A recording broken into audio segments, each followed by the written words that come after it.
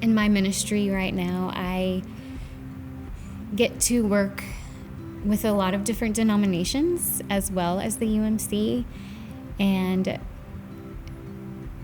I feel like when we're inside our walls, we can do church differently, and we have different ideas of how to worship and do discipleship. But I've seen over and over that when we go outside of our walls and we are sharing God's love through our actions and the way we love our neighbors, that we really are coming together as one. I love the connectionalism in the United Methodist Church. I grew up in the Methodist Church, and even in those parts of my life where I was far away from home, like I was in Michigan for high school, I was in Memphis for college, I still felt the connection of the church, and it's almost like I always had something to talk about, even like when I was trying to make friends or trying to establish like new relationships where I could lean back and say like, oh, I'm a Methodist, or like I can check out the United Methodist Church, or I can talk about what I believe, tell me what you believe. That was a lot of my conversations when I was making friends. I love about the United Methodist Church, and then just reflecting on my own candidacy process, and then up to this point, and then how God has used the UMC and to shape my own life in terms of my ministerial context. And my focus for the future is our understanding of the sacrament, specifically within the context of an open table. Having all people welcome to the table, having a profound theological understanding of the sacrament, specifically within the context of our United Methodist theology and then how we understand it. I think in order for us to achieve unity, we have to first address what's causing us to be separated or divided. Jesus says that the most important thing for us is to love God and love our neighbor as ourselves.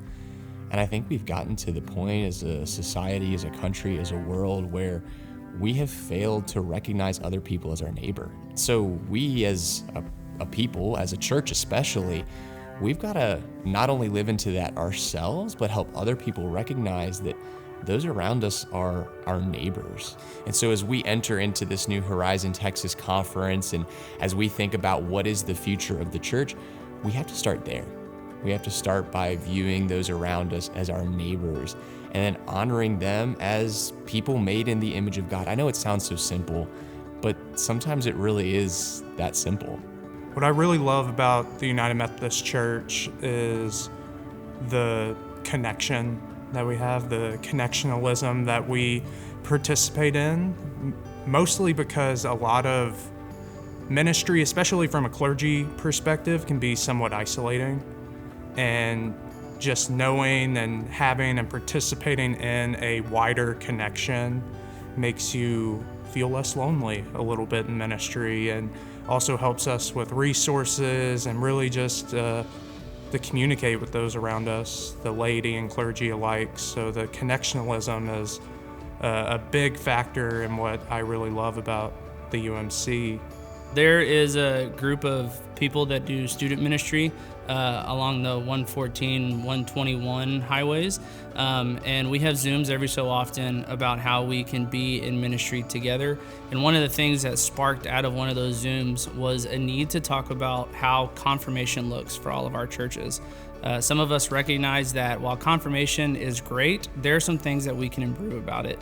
And so we had a Zoom with 4 or 5 people that were doing youth, sitting down and saying, hey, what are some of the best practices that each of us have for confirmation? That way each of us can make our process a little bit better and something that our students can take away more from, and it can be more impactful for each of our churches. This is a shadow box that my papa made for me when I was a young woman.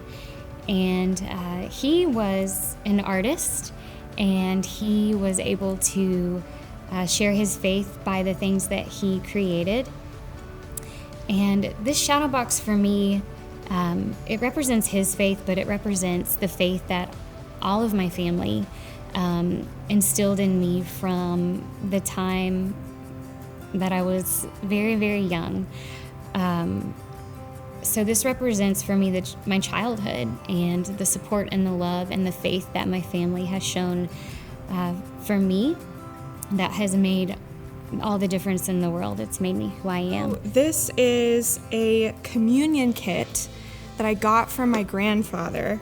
I'm gonna be really careful. It pops open like this, and it's got the little glasses. It's got a little empty vial, a little platter.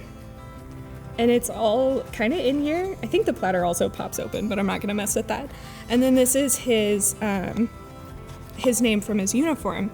He was in the Army. He was an Army chaplain for 20 some odd years and was in Vietnam, stationed all across the world. He got to be at Vatican II. And this kit, I mean, I love communion. This kit means a lot to me. So that's what I brought. I brought the elements. I brought a replicate of the elements, the bread and the cup. Basically signifying within the church that we are one body. There is one loaf, and we all drink, at least within our United Methodist context, through attention from one cup. The understanding for me is that our understanding of the sacramental theology is profound, but it also represents a symbol of the unity of the church. That once we open those spaces, once we celebrate the sacrament within the context of open table, we are saying we are all one, and we are all drinking from the same cup, representing the unity of who we are as United Methodists. We are one. So this is a travel communion set that my father gave me when I started in ministry. And learning from him, it was something that was given to him when he started ministry. As a candidate for ministry, thinking that the elder track was the way to go. And along that track, along my journey, realizing that deacon is where God is calling me and how to serve. And I think about the travel communion set being, for the longest time, for deacons, a way of extending the table. And now this not only gives an example of extending the table, but also a representation for deacons being able to preside over the sacraments in their ministry areas. It brought this painting that was given to me during my first job ever at a church. It was as a youth director at Alvarado UMC. And I walked in very nervous. I just started seminary, just kind of answered this call that God put on my heart. I didn't know what the church was going to think of me, all of that. And I walk into my office the first Sunday, and this was sitting on my desk. It was a 6th grade student, had painted it before she ever met me, before she ever knew me. And just the feeling of comfort and peace and love that I felt in just this small gesture has really kind of helped shape my view on what the connection is between, working in ministry, but also with the laity. And it's just something that I've kept in my office ever since I've gotten it, because it holds just that special of a meaning to me. This is a stole that was indirectly given to me by the family of Reverend Bart Smith Jr., who was a clergy person in the North Texas Conference at the time. And I didn't have the privilege of knowing Reverend Smith myself. And so when I received the stole and a number of his other stoles and 2 robes actually, I looked into him to understand the man who wore this for so many years. And on top of being a servant-hearted leader in this area for so long and making an impact on these communities and really out into the world, one of the things that I found about him that had a profound impact on me is that when he was in seminary, him and some of his seminary colleagues actually were part of the March in Selma with Martin Luther King Jr. And as I sit here and I hold this and I think about that, what a legacy that is, not just for him, but for our United Methodist Church, of fighting for a world that's more inclusive, more equitable, more justice-oriented.